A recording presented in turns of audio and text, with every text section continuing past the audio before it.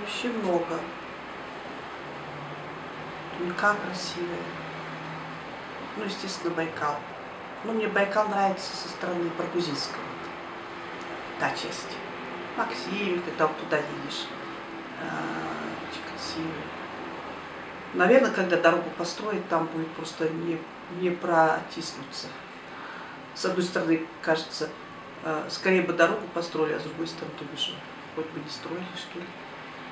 Ну, в общем, красивые очень места. Потом, вообще, я не знаю. Я вот все хочу в Яраму съездить. Там вот, как же называется, вот, там Дацан есть, где привезли вот эту Будду. Раньше это сандаловый Будда был, потом взяли, покрасили. Зачем покрасили? Я хочу туда съездить, говорят, там очень красиво. Это, как же, Ярами там. Да, не доезжая, говорят, Ярами там есть. Вот, ну, много красивых, конечно, мест, но вот это, конечно, особенно это Тунька и особенно Байкал со стороны Баргузина. Необыкновенной красоты там. Ну, что-то там такое необычное. Вот.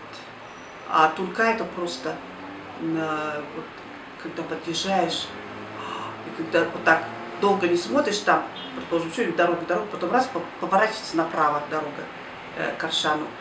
Едешь как бы, вот я даже делала такой эффект, не поднимала голову-то, потом, когда совсем близко к горам подъехали, я там посмотрела, дух прямо заходится вот тут дух.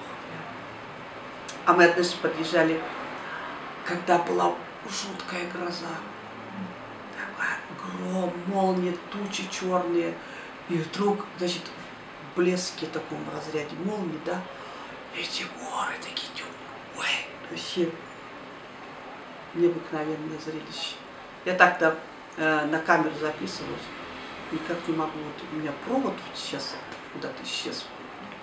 Не могу посмотреть.